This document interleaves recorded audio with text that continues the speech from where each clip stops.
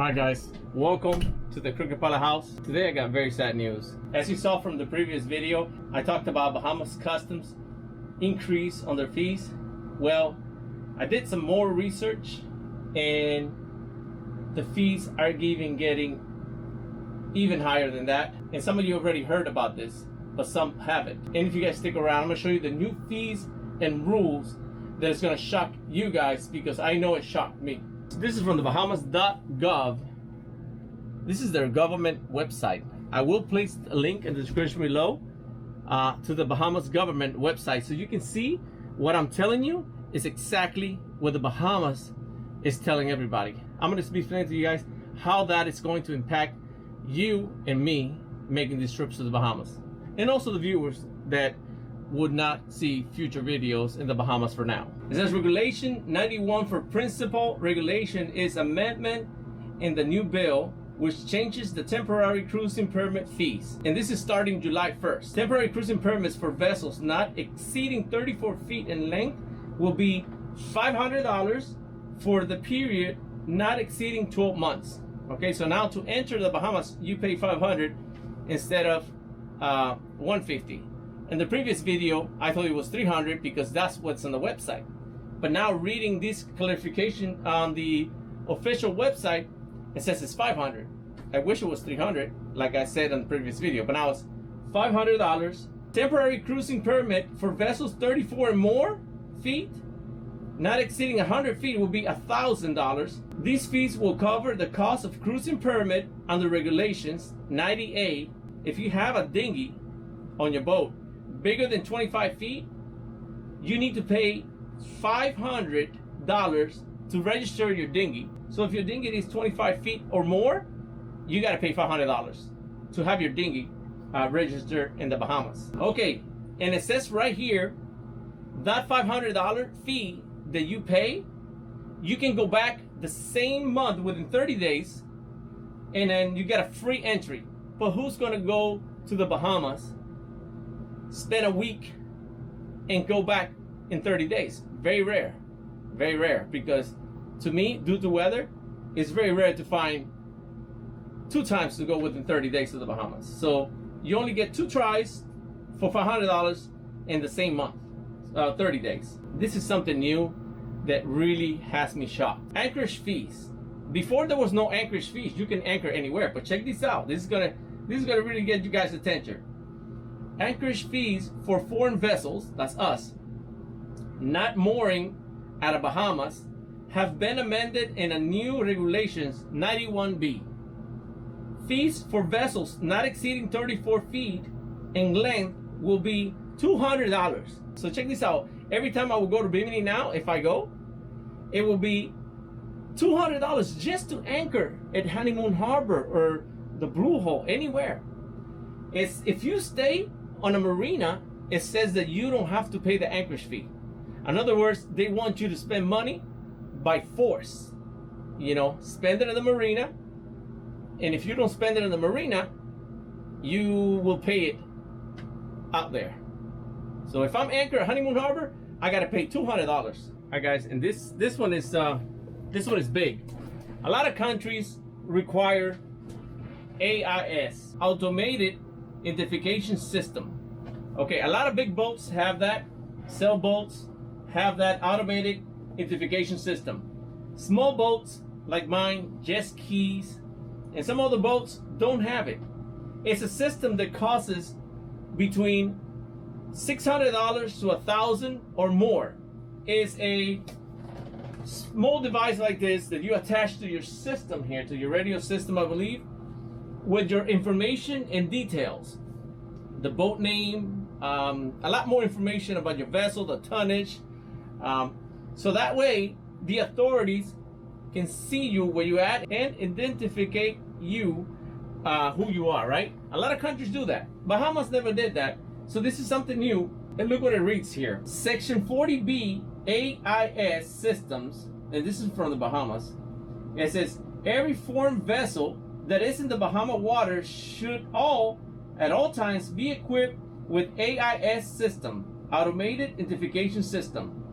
Ensure that the automated identification system is properly functional and ensure the automated identification system is turned on. You can't turn the system on. It needs to be turned on. For the avoidance of doubt, subsection 1 applies whenever the foreign vessel is, okay, so wherever you have the vessel in the Bahamas, you need to have AIS. Docked in the Bahamas, you could be docked in the Bahamas, you need AIS. Traveling in waters of the Bahamas or passing through the Bahamas. Let's say I have a broken AIS, or my AIS doesn't work, or I don't have one. Right now, you can't be passing through the Bahamas. And you may ask yourself, what kind of fines you get if you don't have AIS? Well, here's the fines. The owner of the vessel and the master commit an offense and liable on the summary conviction to a fine of $1,000. $1,000. That is the fine that the owner or master will receive if you're in the Bahama waters. Let me tell you about this, guys. Look, there's hundreds of jet skis going to the Bahamas. A lot of these jet skiers or small craft like mine to invest on $1,000 device, and you know, Bahamas can do whatever they want. This is their land, they can do whatever they want. I want you guys are boaters and jet skiers and a lot of sailboats too. A lot of the boaters don't have $1,000 to put in their system. Now, I understand it's Bahamas requirement, so you just don't go. If you cannot go in their waterways and not be legal because you don't have any equipment, you just don't go. But check this out. There's thousands of jet skiers that go to the Bahamas every year. They go to a lot of the locations, Bimini Sands, they go to Big Game Marina, and other marinas everywhere. A lot of these jet skis are not going to place a AIS on their jet ski. They're not going to spend $1,000 to be tracked by the Bahamas. So a lot of jet skiers, jet boaters, small boats that don't have AIS, you cannot be in Bahamas waters starting July 1st, 2025. You just can't be on the water. You're not going to be legal. That's what the Bahamas authorities information I'm reading to you here. This is not information that I pulled out of the internet. This is information from the Bahamas authority. I will place the link in the description below so you guys can check it out. And back in the day also, with your $150 fee, the fishing fee was included for 3 people. Now that has changed. Let me read to you what it says here. All right, for foreign pleasure vessels, fishing permits have also changed, with the fees for vessels not exceeding 34 feet now being $100, and vessel exceeding 34 feet will be $300.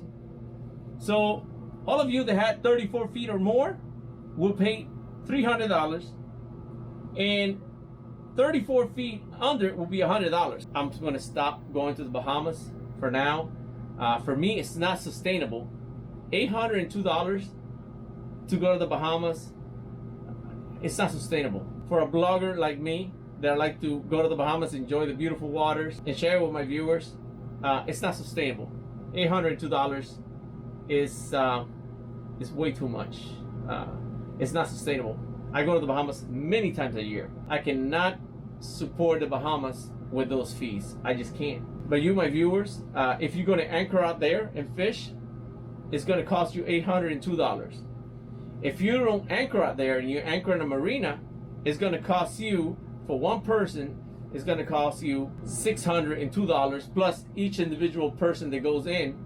If you go 2-3 people, you got to add $2 more. So $602 if you go to the Bahamas and you anchor at a marina or a mooring ball. It could be a mooring ball too. But if you're going to anchor out there and stay, enjoy the beautiful, you know, serene waters, quiet time in an island, that's what I love to do. I don't like to be in a marina.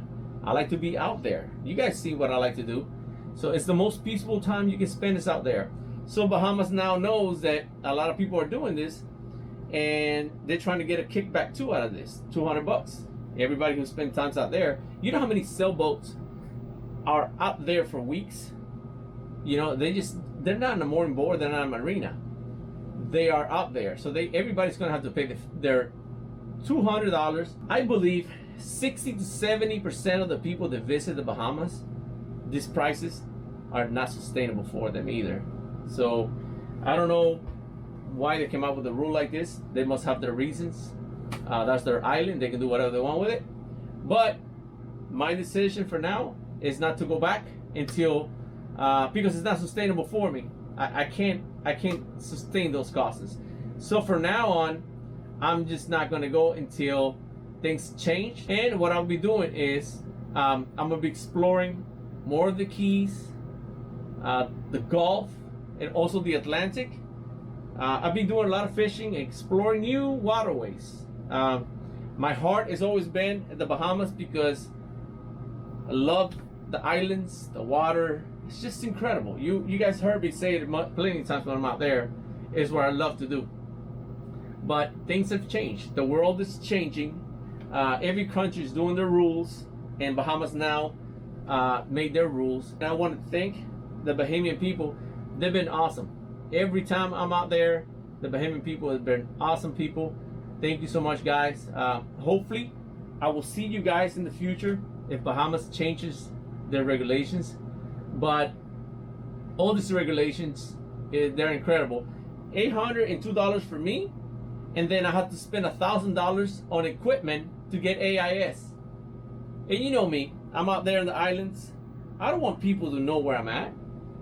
It's not freedom. Freedom is being out there and not just have people track you.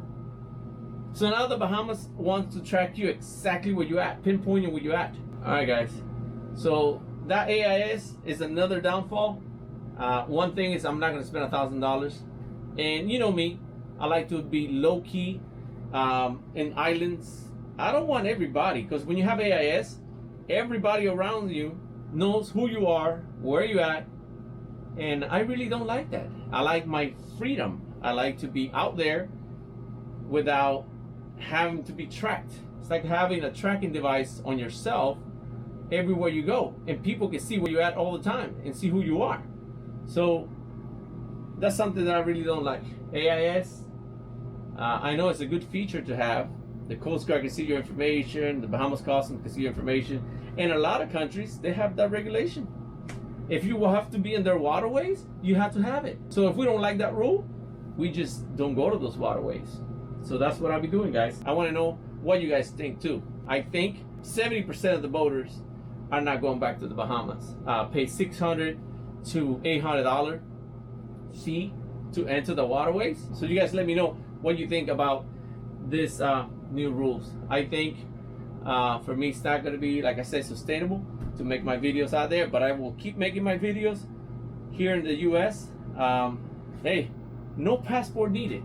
So I'm just gonna stick around until maybe in the future the Bahamas change their mind and see what a terrible mistake they made, because I think it's a terrible mistake. But I do respect the authority of the Bahamas. I respect the immigration and the customs. I do respect you guys, but I think this is a terrible decision by the Bahamas government. And I'll be doing some trips here and finding new spots. If you guys know any places that I should visit, please let me know too. Thank you for watching, and sorry about the bad news, but I will keep on going. You know me, I will be in the reef. I'm out on the reef, and there's a lot of reefs out there in the US, so I just gotta find them. I will look for them, and as soon as I find those reefs here in the US, I'll be sharing it with you guys. Thank you guys from out on the reef. Thank you, and see you out there on the water.